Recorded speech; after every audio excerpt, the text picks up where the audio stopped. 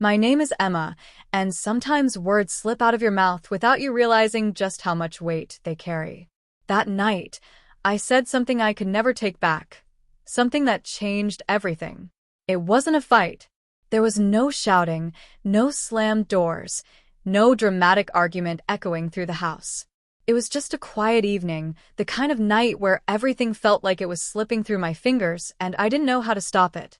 I was sitting at the kitchen table, flipping through an old photo album I'd found while cleaning. Page after page showed a younger version of me, carefree, laughing, and in love with someone else. Meanwhile, Matt, my husband of 5 years, stood at the counter making coffee. He seemed distant, the way he had been for weeks, as if a shadow had fallen between us. The silence was too familiar. "Hey, Matt," I said softly, unsure why I was even starting this conversation. "I was just looking through some old photos, from before we met." He glanced over, and I caught the crease forming in his forehead. He was already bracing himself, worried about where my words were heading. And honestly, I didn't even know what I was about to say next. I looked down at a picture of Jake, my first love. Before I could stop myself, the words spilled out. I wonder sometimes if I made the right choice. Maybe I should have stayed with him. The sentence hung in the air like shattered glass. Matt froze, his hand suspended mid-pour above the coffee pot. His face drained of color. "What do you mean by that?" he asked, his voice tight, trembling between hurt, anger, and confusion. The moment the words left my mouth, I regretted them. That wasn't what I meant, not really. It wasn't about Jake. It wasn't about rewriting the past. It was about the hollow ache inside me, the feeling that something had slipped away, and I couldn't name it.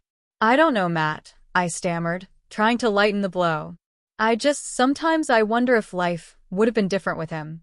Maybe more fulfilling, I guess."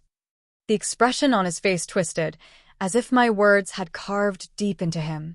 "You're seriously telling me this now?" His voice was low, but the weight of it crushed me.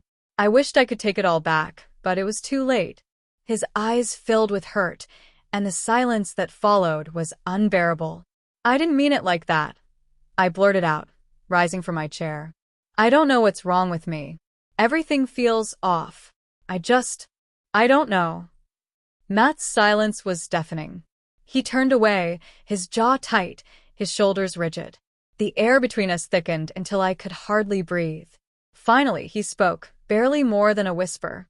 "Maybe you're right. Maybe you should have stayed with him." His words stabbed into me, and I knew, in that instant, I had lost him. Without another word, he grabbed his keys and coat, then walked out the door. I stood frozen, dazed, unable to move or call after him. I had pushed him too far, and now he was gone. The hours that followed stretched on endlessly. I didn't hear from him. Not a call, not a text. The silence pressed against me until it felt suffocating. That night, I lay in bed replaying the conversation over and over, tormenting myself with the same echo. Maybe I should have stayed with Jake. Why had I said it? Why had I even thought it? The next few days blurred into a haze of guilt. I called, I texted, nothing. He didn't answer. The silence only grew louder, heavier. That's when it hit me. I had taken my life with Matt for granted. Our marriage wasn't perfect, but it was real. The life we had built together, the home, the routines, the quiet moments, was something I had once prayed for. Matt had been my anchor, my stability, and I had shattered it with one careless sentence. I had hurt him in a way that no apology could repair.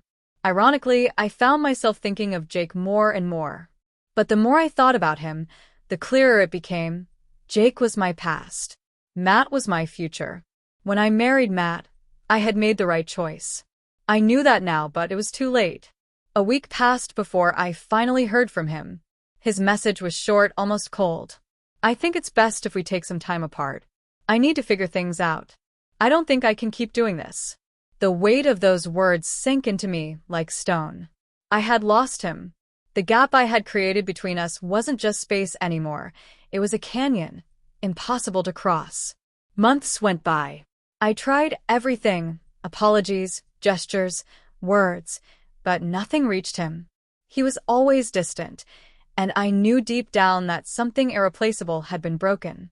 What I lost wasn't only Matt, it was trust, intimacy, the love we had nurtured. And in the end, I finally understood the cruelest truth. The life I had with Matt was the one I was meant to have. But I had nearly thrown it all away with a careless thought spoken aloud. So, if you're reading this, take it from me. Don't wait until it's too late to realize what you have. Love is fragile, and words, no matter how casually spoken, can cut deeper than you ever imagine.